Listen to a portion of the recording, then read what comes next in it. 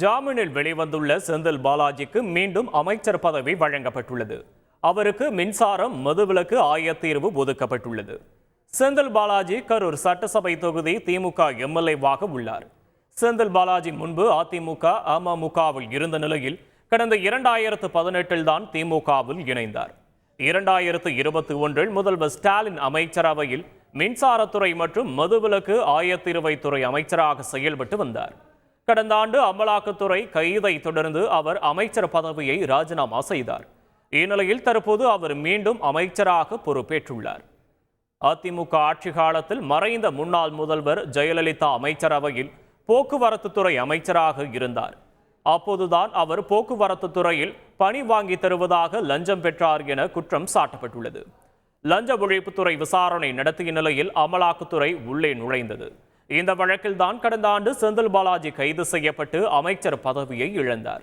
இந்நிலையில் ஜாமீனில் வெளிவந்துள்ள செந்தில் பாலாஜிக்கு இப்போது மீண்டும் அமைச்சர் பதவி கொடுக்கப்பட்டுள்ளது. அவருக்கு மின்சாரம், மதுவிலக்கு ஆயத்தீர்வு ஒதுக்கப்பட்டுள்ளது.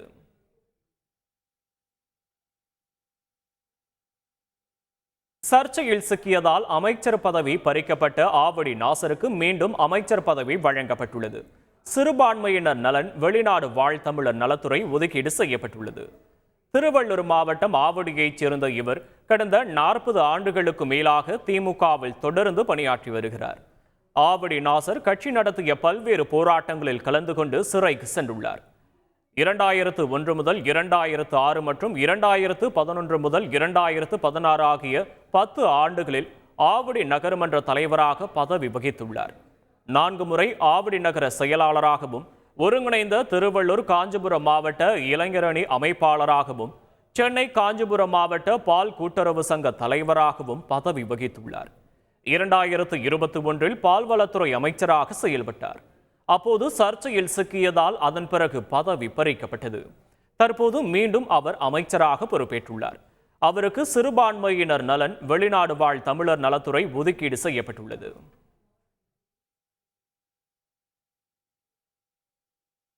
தமிழக அரசு தலைமை கொறடாவாக உள்ள கோவி செழியனுக்கு அமைச்சர் பதவி வழங்கப்பட்டுள்ளது. உயர்கல்வித்துறை ஒதுக்கீடு செய்யப்பட்டுள்ளது. கோவி செழியன் திமுகவில் நீண்ட காலமாக செயல்பட்டு வருகிறார். திமுகவின் தலைமை கழக பேச்சாளராக உள்ள இவர் கும்பகோணம் அரசினர் ஆடவர் கல்லூரியில் இளங்கலையும், சென்னை அம்பேத்கர் சட்டக் கல்லூரியில் இளங்கலை சட்டமும் படித்தார். பின்னர் அண்ணாமலை பல்கலைக்கழகத்தில் முதுகலை தமிழ், முதுகலை சமூகவியல் ஆகியவற்றை முடித்தார். சென்னை பல்கலைக்கழகத்தில் முன்னாள் முதல்வர் கருணாநிதியின் பேச்சு குறித்து ஆய்வு செய்து முனைவர் பட்டம் பெற்றுள்ளார். தஞ்சாவூர் மாவட்டம் திருவிடைமருதூர் சட்டசபை தொகுதியில் 2011, 2016, 2021 ஆகிய தேர்தல்களில் திமுக சார்பில் போட்டியிட்டு வெற்றி பெற்றார். தற்போது தமிழக அரசு தலைமை கொறடாவாக செயல்பட்டு வரும் நிலையில் கோவி செழியன் அமைச்சராக பொறுப்பேற்று உள்ளார். அவருக்கு உயர்கல்வித்துறை ஒதுக்கப்பட்டுள்ளது.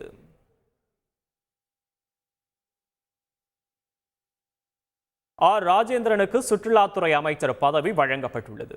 ஆர் ராஜேந்திரன் நீண்ட காலமாக திமுகவில் செயல்பட்டு வருகிறார். சேலம் மாவட்டத்தைச் சேர்ந்த இவர் 1985 முன்னாள் முதல்வர் கருணாநிதியால் மாணவரணி மாவட்ட அமைப்பாளராகவும், 1992 திமுக இளைஞரணியின் மாவட்ட அமைப்பாளராகவும் நியமிக்கப்பட்டார். அதேபோல் திமுக மாணவர் அணியின் துணை செயலாளராகவும் செயல்பட்டார். கடந்த 2001 ஓமலூர் தொகுதியில் திமுக சார்பில் போட்டியிட்டு தோல்வியடைந்தார். அதன் பிறகு 2006 பனமரத்துப்பட்டியில் திமுக சார்பில் போட்டியிட்டு வெற்றி பெற்றார். பிறகு 2011 சேலம் மேற்கு தொகுதியில் தோல்வி அடைந்த நிலையில் 2016, 2021 ஆண்டுகளில் சேலம் வடக்கு தொகுதியில் வெற்றி பெற்றார். இதையடுத்து ஆர் ராஜேந்திரன் அமைச்சராக பொறுப்பேற்றுள்ளார். அவருக்கு சுற்றுலாத்துறை ஒதுக்கப்பட்டுள்ளது. செய்திகளை உடனுக்குடன் தெரிந்து கொள்ள உடனே சப்ஸ்கிரைப் பண்ணுங்க.